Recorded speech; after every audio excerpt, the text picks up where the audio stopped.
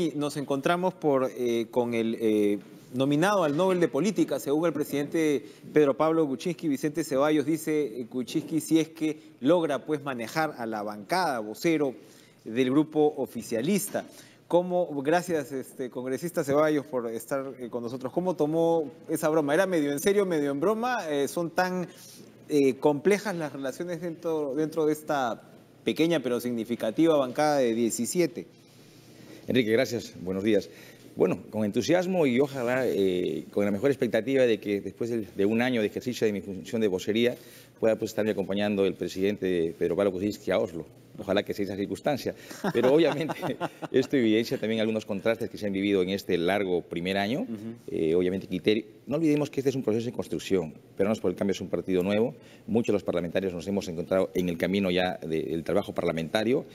Obviamente ha habido muchas identidades, como también algunos contrastes, pero estamos en la mejor perspectiva, ¿no?, de consolidarnos con un soporte fundamental para una mejor comunicación con el Poder Ejecutivo. El último contraste, hablando del partido, parece estar encarnado en Gilbert Violeta, ¿no?, que él dice que sí deberían haber cambios en el gabinete. Ayer el premier Zavala, ministro de Economía, también ha dicho que no, que los ajustes se acaban de dar y que él va a trabajar con este equipo. Conversábamos ayer con Miguel Torres del Fujimorismo, ¿no?, y él insistía en esta línea de mucho dos carteras, Zavala desgastado. ¿Qué futuro le avisora a este gabinete? ¿No le están quitando la alfombra muy rápidamente? Mire, no debemos magnificar las cosas. Creo que es un legítimo derecho de opinar que la ha ejercitado el congresista Gilbert Violeta. ¿Es porque el partido quiere puestos en el gabinete? Que no, es siempre la lectura de la calle es esa, ¿no?, que están haciendo presión por puestos. No, creo que detrás de la percepción o concepto que ha dado Gilbert Violeta hay una legítima expectativa porque mejoren las cosas, ¿no? Obviamente uno se contagia con el calor, con la temperatura de las calles, la huelga de los médicos, la huelga de docentes y las encuestas. Exactamente, y las encuestas, ¿no? Pero por otro lado también hay que ser bastante cautos, ¿no? O sea, ha habido una persistente en esta última jornada de reclamos, pero sobre todo de sugerencias de cambios. Miren, perdónenme la expresión, ¿no?, pero nadie cambia de caballo a mitad de río. O sea, estamos tratando de zanjar problemas. El caso de la huelga de los docentes, se ha zanjado el tema de Cusco, faltan otras regiones. En el caso de la huelga de los médicos, se solucionó la semana pasada. Ayer se ha zanjado el tema con el salud. Está pendiente el tema de enfermeras en estos próximos días. Y lo segundo, el presidente lo ha dicho con mucha claridad, ¿no? El premier asume circunstancialmente esta doble responsabilidad. Y esta doble responsabilidad porque se viene un tema crítico para el país, que es la propuesta de la ley de presupuesto para el año 2018, obviamente su aprobación en el Parlamento a más tardar el 30 de noviembre. Entonces, obviamente tiene que estar imbuido y compenetrado con el quehacer de impulsar este proyecto de ley que nos costó mucho esfuerzo el año pasado. Así es. Es el ministro de Economía, en este caso también premier. Ahora, ¿qué me dice de las encuestas? Yo le preguntaba, ¿no? Evidentemente esta ola de huelgas ha pasado la factura. Una popularidad de 29%, me parece, ¿no?, según Ipsos, del presidente de la República, y ya hay voces pues que hablan del acelerado desgaste presidencial y que esto va a ser un tobogán, ¿no?, y una cuesta abajo. ¿Cómo está leyendo el gobierno estas encuestas? Mire, y cómo piensan revertirlas? Okay. Mire, yo creo que hay que tomar las encuestas no meramente como una percepción ciudadana, sino como un instrumento de análisis de trabajo, con mucho realismo, mucha prudencia, pero también con bastante inteligencia. Yo solamente quiero traer a la memoria algunas encuestas. Por ejemplo, en el primer año de Toledo estaba con una media de 25 al 26%. Para no ir muy lejos, ¿no?, el 2011, 12 y 13, los 3 primeros años de Ollanta Humala, superaba fácilmente el 50% de percepción ciudadana. Y fue todo lo contrario cuando se retiró. En este caso, ahora está en la cárcel. Estamos a la inversa, ¿no? Sin embargo, creo que la expectativa es consolidarnos gradualmente, o sea, ir de menos a más. Ahora, ha sido un año dificilísimo, ¿no? Primero, el tema del abajato, a partir de noviembre del año pasado. El verano se inicia con el tema del niño costero. Es más, creo que oportunamente no supimos zanjar con contundencia cómo se encontró la situación económica del país a partir del 28 de julio. Y hay también circunstancias históricas, ¿no? Mire, encontramos con un presupuesto que no fue nuestro. En 30 días tuvimos que adecuarlo en agosto del año pasado. Lo segundo, se encontraron o evidenciaron deficiencias facultades legislativas. Las facultades nos dieron hasta enero y cuando nos dieron los insumos normativos para poder ejecutar y mejorar lo que es el manejo de gobierno, viene el tema del fenómeno del niño costero. O sea, creo que las circunstancias no nos han ayudado, pero se nos presentan meses bastante expectantes e interesantes. En un diálogo reciente que tuvo el Mercúas, el jefe de equipo económico de Fuerza Popular, manifestaba de que las expectativas a diciembre son bastante interesantes y positivas. O sea, lo decía el que maneja la parte económica de la fuerza opositora, ¿no? Lo segundo, este fines de mes debe culminarse lo que es el plan de reconstrucción. Y a partir de ese plan de reconstrucción viene lo que es un fuerte paquete de inversión pública. Y en el aspecto de la inversión privada también se nos propone interesante, porque compartimos las noticias económicas y encontramos, por ejemplo, una mayor demanda por los minerales, una mejora de precios del cobre particularmente y un repunte de la pesca importante también veíamos sin pasar por alta circunstancia de lo que es la pesca, y también al año que nos viene también vienen inversiones privadas más que importantes, ¿no? El tema de Quellaveco, el tema de Chiquillay, el tema de Mina Justa. Entonces creo que ya se va ordenando el quehacer económico. Ahora, lo que no sé si se vaya ordenando es la relación entre el Ejecutivo y el Congreso, que tiene mucha prensa, que refleja, ¿no? Se le da muchísima atención. Ayer usted se oponía a la convocatoria de la ministra de Educación al Congreso. ¿Por qué? Y me contaba fuera de cámaras que ya son 3 ayer los ministros que han sido citados, ni bien arranca la labor de las nuevas comisiones. Mire, el Parlamento tiene que asumir su competencia constitucional de control, de fiscalización. Pero todo exceso es contraproducente. ¿Estamos viviendo un exceso actualmente? Miren, en el primer año de trabajo parlamentario son cerca de 150 veces en que los parlamentarios han acudido al Congreso. Y en muchos casos, por un mismo eje temático, han participado en 2 o 3 comisiones. Falta ordenarnos. Y de esta observación ya le hemos trasladado oportunamente al actual presidente del Congreso, Luis Galarreta, para que se pudiera corregir. Lo segundo... Se les hacen ir por los mismos motivos a distintas comisiones, correcto, y un poquito que se descuida el trabajo ejecutivo que tiene que asumirse a tiempo completo.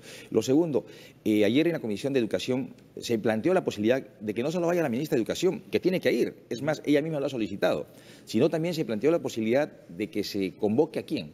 Al ministro de Economía, al Premier, y también al ministro del Interior.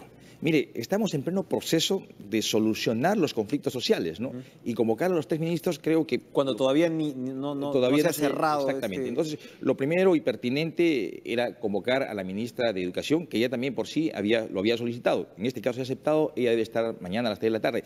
Y me parece un legítimo derecho. Tenemos un delicado contencioso social y obviamente la ministra de la materia, en este caso Marilu Martes, tiene que estar presente para esclarecer cómo se viene manejando y cómo se viene solucionando este delicado conflicto que prácticamente se generalizó en gran parte del país. Ahora, usted se ha opuesto, porque se está ahora a la espera de la decisión del Tribunal Constitucional sobre la famosa ley antitránsfuga. Usted dice que se caería pues en un fraccionamiento. Son 13 congresistas los que se han movido, ¿no? Estamos hablando del 10% del Congreso. Exactamente. No es poca cosa. Usted, digamos, discrepa incluso con algunos colegas de bancada con respecto a la libertad que se les tendría que dar a los congresistas. Ayer el señor García Toma, el doctor García Toma, nos decía que la ley debe diferenciar el tránsfuga de la disidencia y que hay vacíos aún en la ley y que probablemente el Tribunal Constitucional lo que podría hacer es recomendar algún tipo de reforma sobre la ley. ¿Usted sí estaría de acuerdo con una figura como aquí ha habido 3 escenarios. En el debate interno de la bancada ha habido desacuerdo. En la votación propia que se dio en la Comisión de Constitución también, y más aún se exteriorizó esto en el Pleno. O sea, fue una votación dividida. Lo tomamos como un ejercicio de liberalidad que tenía que asumir cada señor parlamentario. Pero acá vamos al terreno fáctico. Usted nos ha hablado de 13 parlamentarios que han sido excluidos de las respectivas bancadas, el 10% con precisión. Señor Roberto Vieira salió por una cuestión disciplinaria. Los 10 parlamentarios de Frente Amplio no salieron por una cuestión ideológica. No es un tema ideológico, programática. es un tema de control del partido. Exactamente, por un tema de control del partido y yo diría más por un tema de organización funcional del partido, ¿correcto? O sea, acá no hay disidencia ni de voto de conciencia. Algo podría verse en el caso de Patricia Donaire y de Jenny Vilcapón. Pero, miren, no fueron cuestiones de fondo, sino cuestiones temáticas. En una por la ley anticorrupción y en otra por tema de reforma electoral, ¿correcto? Entonces, yo sí creo que debe defenderse lo que es la institucionalidad del Parlamento. Y para ello... Ahora, pero no son necesariamente tránsfugas estos casos tampoco. O sea, es decir, qué sé yo, control emocional, desacuerdos, falta de institucionalidad, ¿no? Pero en realidad no son tampoco tránsfugas. Esta gente no se pasa por prebendas, por ejemplo, al lado del gobierno, lo que fuera. Definitivamente. Ese es el ángulo extremo del transfugismo, que lo hemos vivido también en el país, ¿correcto? Pero yo comparto lo dicho por García Toma, ¿no es cierto? Pero pero es difícil tipificar el comportamiento en sí, ¿no? ¿Cómo se ejercita el voto de conciencia? ¿Cómo se ejercita el voto disidente? ¿Cómo se formaliza? ¿En qué momento permanecer en un partido está yendo contra mis principios? Exacto. Y contra lo que yo le ofrecía a los electores? Entonces, ese es ¿qué le digo? Un límite que tiene que dilucidar el Tribunal Constitucional. Tengo un rol bastante difícil, porque por otro lado también tenemos que ver, como le indicaba antes, la institucionalidad del Parlamento, el orden interno que tiene que marcarse. Existe un reglamento con reglas preestablecidas antes que acudamos a asumir el cargo de parlamentarios. Entonces, por otro lado, se propone una ley antitransfugismo para, de una u otra manera, proteger justamente un mecanismo de organización preestablecido. Ahora, a ello sobrevienen algunas conductas atípicas que de una u otra manera tratan de romper este orden. Ahora, el país lo que necesita es reforzar los partidos políticos, reforzar la representación parlamentaria. Cuénteme para terminar, la agenda. Usted es el vocero del oficialismo, los congresistas del fujimorismo dicen que van a priorizar la agenda del Ejecutivo. Me estaba contando el tema del presupuesto, es lo primero, o entre lo primero que se va a venir, que se debe aprobar, ¿cuándo? En primera instancia. Miren, la Constitución del Estado establece que a más tardar el 30 de agosto el Ejecutivo debe presentar el proyecto de presupuesto para el año subsiguiente. Y este debe ser aprobado por el Parlamento a más tardar el 30 de junio. Es la primera tarea. La segunda tarea son justamente las 5 iniciativas legales que fueron anunciadas el 28 de julio. Exactamente, por el presidente el 28 de julio, ¿no? El tema de SUNAFIL, el tema de propiedades inmobiliarias, es decir, 5 temas, ¿correcto? La Autoridad Autónoma de Transporte, ya, correcto. Pero desde la bancada estamos impulsando hasta 3 ejes temáticos, me parece sumamente importantes. El tema de la descentralización. Mire, la huelga de docentes ha puesto en tela de juicio la responsabilidad e incidencia que tienen los gobiernos regionales respecto a la educación. El tema de salud está en esa misma dimensión. Un segundo aspecto es abordar el tema de la reforma electoral de manera integral y sobre todo con una presión que nos hemos puesto nosotros mismos. Y ya estamos a la vuelta de la esquina con los procesos. Para que pueda regir para el 2018. Exactamente, las elecciones regionales y municipales. Y un tercer escenario, y hay que saludar el impulso que le está poniendo Nelson Chac, es poner un eje temático fundamental, priorizar las normas vinculadas a la lucha anticorrupción. Perfecto. Ok. ¿Y esperamos que esta semana tengamos nuevo magistrado del Tribunal Constitucional? Es posible, ¿no? Hemos encontrado ciertos consensos entre las dispersas fuerzas políticas, se ha optado por la modalidad de invitación y quien se va perfilando es Augusto Ferrero Costa. Muy bien. Muchas gracias, Vicente Ceballos, por acompañarnos esta mañana. Vámonos a una pausa, regresamos con más en TV Perú Noticias.